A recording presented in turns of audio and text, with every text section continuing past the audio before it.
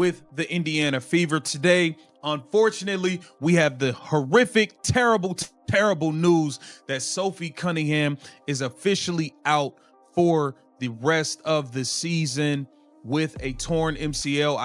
Sophie Cunningham's season collapsed in the worst way possible. A savage on-court play left her with a torn MCL, but the real storm wasn't the injury itself.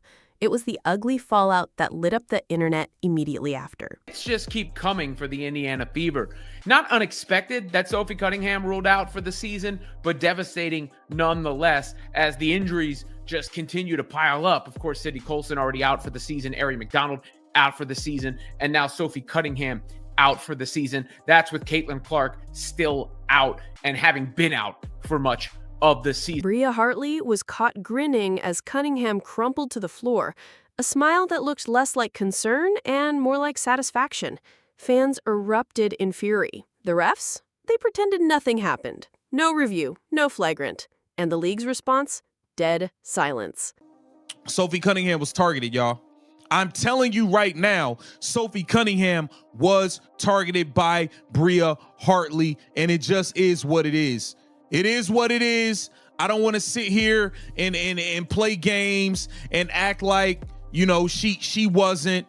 She was targeted by Bria Hartley, and that's just the fact of the matter. And people can act like it's not all they want. I told you guys this girl was a dirty player, and that's all she did today was show how dirty she is. This wasn't just another injury. It was the breaking point. And Sophie wasn't about to disappear quietly. What she said lit a fire under everyone. The real trigger? That grin. The camera caught Hartley smirking while Sophie lay twisted in agony on the floor. Look, you can tell Brie Hartley, in my opinion, she launched herself into her knee.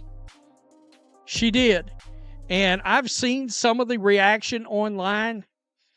And guys, it's despicable. It really is. There's a lot of people celebrating this injury. And guess what? You can imagine who it is. It's members of the old WNBA fandom, the ones that root for Paige Beckers and Angel Reese and Asia Wilson and all the usual damn suspects. One single frame exploded across social media, igniting pure outrage.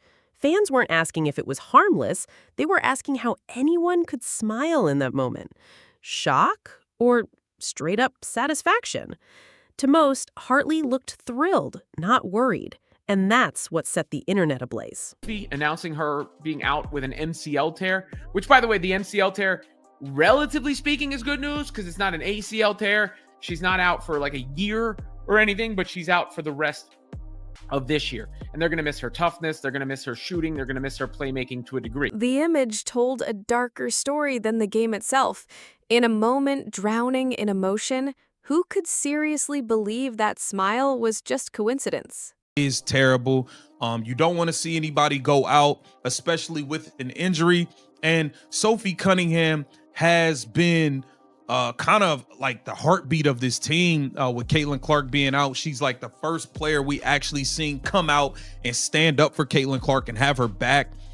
So this definitely sucks. And beyond her having Caitlin Clark back, her play on the floor. That wasn't the end of it. The refs flat out did nothing. No flagrant, no review, no reaction.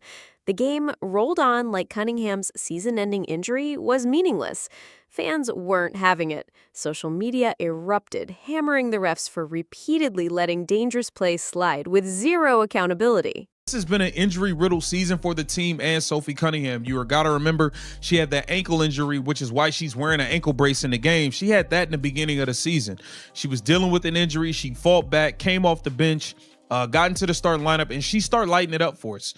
She was knocking down the threes. She was bringing that energy, and us fans wanted her to get more shots, and we were upset at the fact that she's standing around wide open looking for the ball, and she's just not getting the ball on a lot of these possessions. When Sophie confirmed the MCL tear, the only good news was that it wasn't her ACL.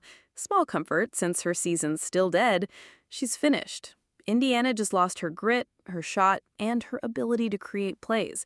And now they're left scrambling without the edge she brought. And Sophie Cunningham's sister was none too happy about it. and slam the WNBA.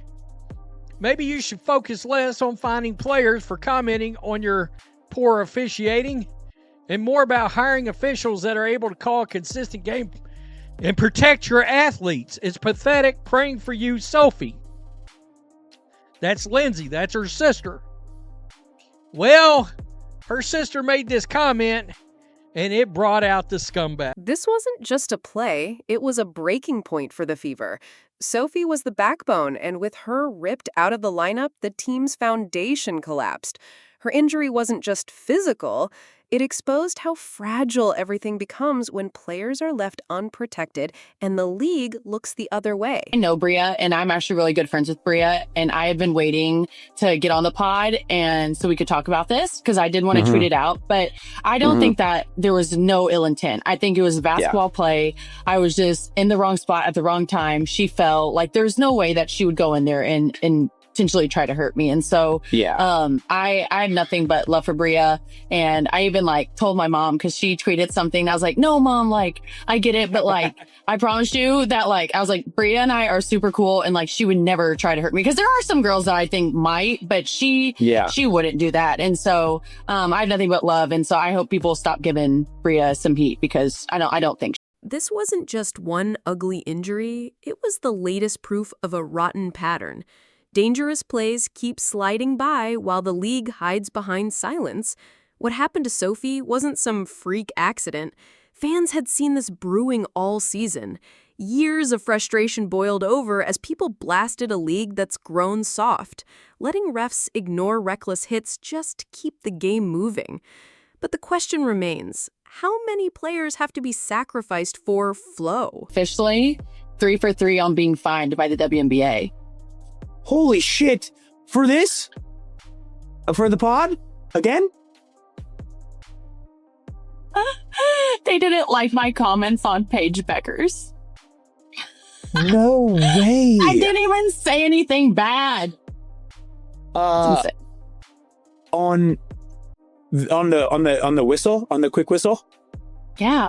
But The truth couldn't be ignored anymore. It's the players paying the price. Sophie refused to stay silent. She called out the league's zero accountability and reminded everyone how they fined her the last time she dared to criticize the refs. You come at Sophie's sister, you come at Sophie. And Sophie saw this comment, and bless her heart, she answered it. She answered it. Some of us were raised by the words of, quote, don't bite off more than you can chew. And some of us didn't. Quote, F around and find out. F around and find out. Kiss. God bless this woman. Yeah, seriously. She's great. For her family, the injury was only part of the anger. The real issue was the league's twisted priorities. Players get punished for speaking out, but not protected when the game turns dangerous. Sophie's frustration bled through every word. She didn't just call out Hartley. She tore into the entire broken system. That's hilarious. That this hater out there, and there's a lot of them right now. I said yesterday they're mad because Sophie's being called a superstar and this and that and the other. Yeah, Sophie's got more pull than your Asia Wilson. I mean, Asia's on this monumental run. I literally wouldn't have known that if I hadn't stumbled across somebody that said, well, the WNBA is making Asia Wilson's late season MVP push. Sometimes, I mean, you just got to pay attention. The WNBA wants to protect certain people and certain players. And then came the line that detonated everything. F around and find out. Brutal, unfiltered, a direct shot at anyone who thought she was finished. It wasn't weakness. It was pure fire. But this action right here, there's a lot happening. Yeah. A lot happening. Grab my shirt. I'm feeling the ground. Tina Charles gets She didn't hit the court though. She out of bounds.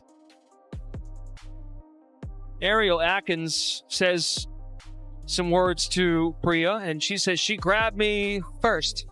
Sophie wasn't just defending herself. She was daring everyone to step up and fight. This wasn't the polite, quiet Sophie people remembered. This was the Sophie who refused to back down. Fans ate it up. In seconds, her words turned into a rallying cry. Not just defiance, a straight-up battle cry. 7 to shoot. Cardoso rolls, catch. Cardoso over the top, can't get it. Reese fights for the rebound and a foul, and this time gets a little chippy and a shove on Nelson Adota. And listen, this arena, typically we'll see some ringside fights, and Charles this time trying to fight through the... Sophie wasn't playing the victim anymore. She went on the attack, and fans loved every second of it. But the Fever were staring down a brutal reality. Sophie was gone. Caitlin Clark was already sidelined. How were they supposed to survive? Their fight against the Sun showed grit, sure, but let's be real, the question still hangs. Is this season already lost? Sophie Cunningham, let's be clear here. Sophie Cunningham was targeted. Let's be very, very clear here. Sophie Cunningham was flat out targeted by a dirty, dirty player. Sophie was one of their best, and losing her ripped a massive hole in the lineup. Beating the Sun wasn't really about the win. It was about proving the Fever weren't only Sophie Cunningham. Other players stepped up, sure, but can they ever match her fire and impact?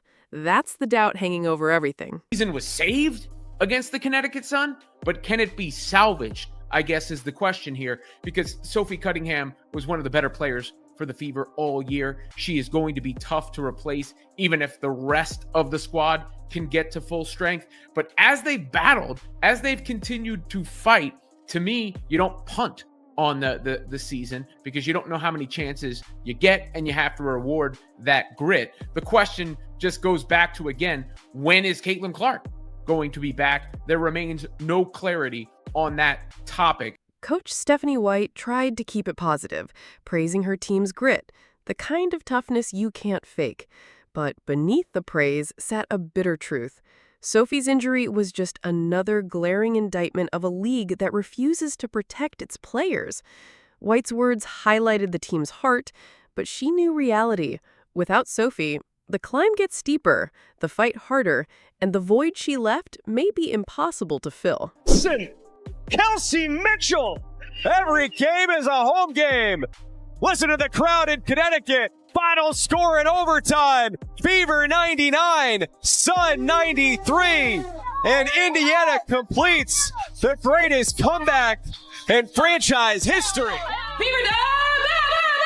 Sophie's injury ripped open a bigger, uglier problem in the league. For years, players and fans have begged for stricter safety enforcement. And for years, the refs have looked the other way. Too many reckless plays have been ignored, and now it's costing athletes their careers.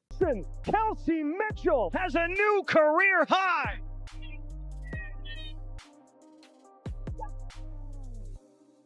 Backdoor Mitchell bouncing in the paint for two.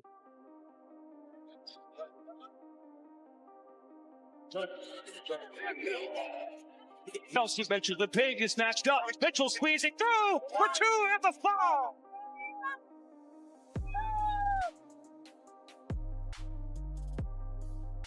Fouls on the other end. This wasn't an isolated incident. It was a pattern, plain and ugly.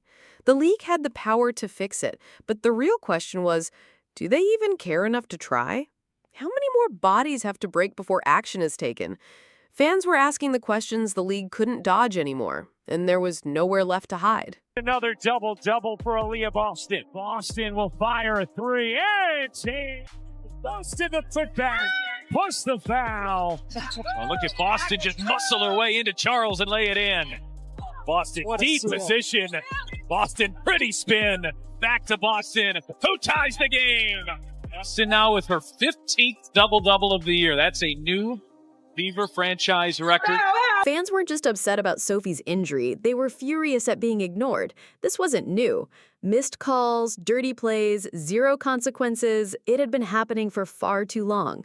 People were sick of watching careers put at risk while the league shrugged. The outrage wasn't just at Hartley or the refs anymore. It was aimed squarely at the entire league. This wasn't about one injury anymore. It was about the principle: protect the players or admit accountability doesn't exist. Shot clock down to 6 for the Fever. Turner, up fade. Turner kicks it. Hall three-pointer. Bottom! Indiana's just What Sophie did next flipped the script. She took a brutal situation and turned it into a rallying point. She became the voice for every player the league had ignored, the fighter for everyone left unprotected. This wasn't just about her injury. It was about exposing the system. Her words cut deeper than her own pain, striking anyone who'd ever felt dismissed. Sophie Cunningham wasn't just another athlete anymore. That moment made it clear she was the leader the league didn't want, but the players desperately needed. So proud of you. We're proud of you too. Proud of you. I'm so proud of you guys. I know that sometimes it sounds like just a word when we talk about being resilient, but it's not, man. It's how we live. Yeah. It's how y'all live, and it's a tribute to you. It's a tribute to your connectedness, your togetherness, your toughness, your mindset. You never give up gritty attitudes. Like, that's what it takes. That's what it takes. After the injury, Sophie's family and supporters came out swinging. They weren't asking politely, they were demanding change, and they weren't backing off. Calls grew louder for an independent review of officiating and for the league to finally set clear, non-negotiable standards. How many more players have to get broken before someone wakes up? One fan blasted on social media. And this wasn't just about Sophie anymore. This was about the game itself, its integrity, its future, and the players who are supposed to be protected, not sacrificed. Her family made it clear. You can find her for speaking up, but you can't silence the truth. For the first time in years, the pressure on the league was undeniable. This wasn't casual complaining in the comments section. This was fury, organized and relentless. Fans weren't just venting, they were demanding blood, real action, real accountability. And yet, the league stalled. No statements, no apologies, just silence. And the longer that silence dragged on, the uglier the questions became. Was this incompetence? Or was it calculated? Were the referees being protected more than the players? Fans wanted answers, and the league had nowhere left to hide.